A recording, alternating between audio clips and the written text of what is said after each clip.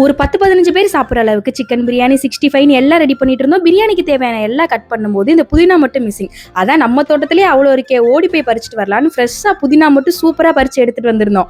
அந்த வாசம் அப்பா சொல்ல வார்த்தையே இல்லை. எதுக்கு இந்த பிரியாணி விருந்துனா, ஈவினிங்காக ஒரு சின்ன ஃபங்க்ஷன் அரேஞ்ச் பண்ணியிருந்தோம். அன்னைக்கு நம்ம லோகித்துக்கு 3rd பர்த்டே, முதல் முறையாக ஃபேமிலி கூட ஒன்றா செலிப்ரேட் பண்ண போகிறோம். இதுக்கு முன்னாடி வந்த 2 பர்த்டேக்குமே லீவ் கிடைக்கல, அதனால கோயம்புத்தூர்ல சிம்பிளாக முடிச்சிட்டோம். இந்த டைம் ஊரில் இருக்கனால ஃபேமிலியில் எல்லாரும் ஒன்றா சேர்ந்து அப்புறம் க்ளோஸ் சர்க்கிள் இருக்க ஒரு சிலர் மட்டும் இன்வைட் பண்ணிட்டு பர்த்டே செலிப்ரேஷன் ரொம்ப சிம்பிளா முடிச்சிட்டோம்.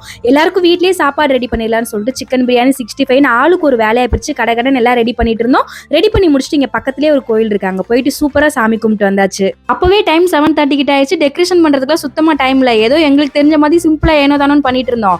எல்லாம் ரெடி பண்ணிட்டு அதுக்கப்புறமா சூப்பரா கேக் வெட்டி செலிப்ரேட் பண்ணியாச்சு. போன டைம் தனியா செலிப்ரேட் பண்ணதுக்கு இந்த டைம் ஃபேமிலி கூட எல்லாரும் ஒன்னா சேர்ந்து பண்ணும்போது அவ்வளோ ஹாப்பியா இருந்தது. அன்னைக்கு டேல நம்ம லோகி தான் இன்னும் ரொம்ப சந்தோஷமா இருந்தா. அவ்வளவுதான். நாளைக்கு மினி விலாக்ல பார்க்கலாம். பாய்.